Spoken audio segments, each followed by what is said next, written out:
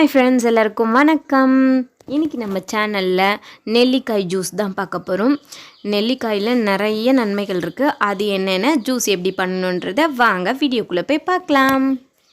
நம்ம ஒரு நாளைக்கு ஒரு ஆப்பிள் சாப்பிட்றத விட அதிக சக்தி இந்த நெல்லிக்காயில் இருக்குங்க.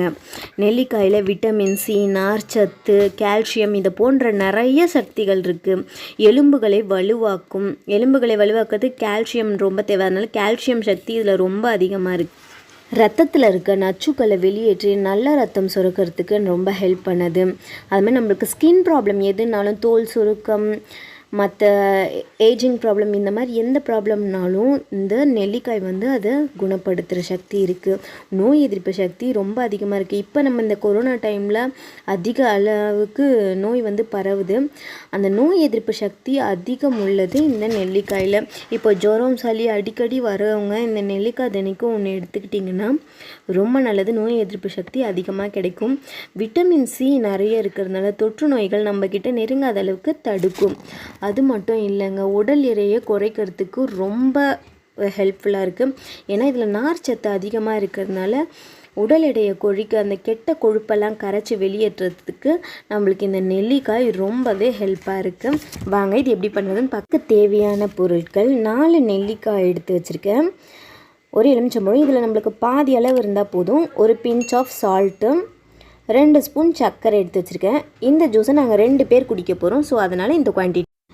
நெல்லிக்காவை இந்த மாதிரி பொடியாக அரிஞ்சு வச்சுருக்கேன். இந்த உள்ளே இருக்க சீடு எடுத்துகிட்டு மற்றதை இந்த மாதிரி பொடியாக அடித்து வச்சுருக்கேன். இது ஒரு மிக்ஸி ஜாரில் ஃபைன் பேஸ்ட்டாக அரைச்சி கொண்டு வந்துடலாம்.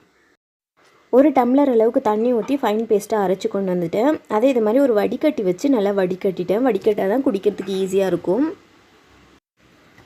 அடுத்தது இன்னொரு டம்ளர் அளவுக்கு நான் தண்ணி சேர்த்துக்கிறேன். ஏன்னா 2 பேர் குடிக்க போகிறோன்னு இல்லையா, அதனால் இன்னொரு டம்ளர் அளவுக்கு தண்ணி சேர்த்துட்டு எடுத்து வச்சுருக்க ஒரு பிஞ்ச் ஆஃப் சால்ட்டும் சேர்த்துக்கிறேன்.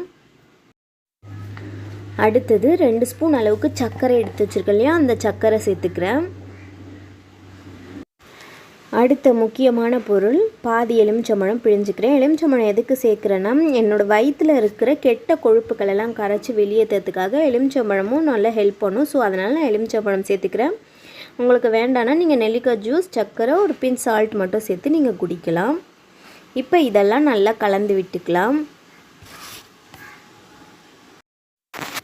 நெல்லிக்காய் கிடைக்கும் பொழுது, சீசன் இருக்கும் பொழுது கண்டிப்பாக அதை வாங்கி சாப்பிடுங்க. ரொம்பவே நல்லது. நம்ம உடலில் பல பிரச்சனைகளை சரி செய்யக்கூடிய சக்தி அதுக்கு இருக்குது. ஸோ மிஸ் பண்ணாதீங்க. இவ்வளோ நேரம் வீடியோ பார்த்ததுக்கு ரொம்ப நன்றி. நம்ம சேனல் பிடிச்சிருந்தா சேனலை மறக்காமல் சப்ஸ்கிரைப் பண்ணிவிடுங்க. அடுத்த ஒரு வீடியோவில் சந்திப்போம். பாய்.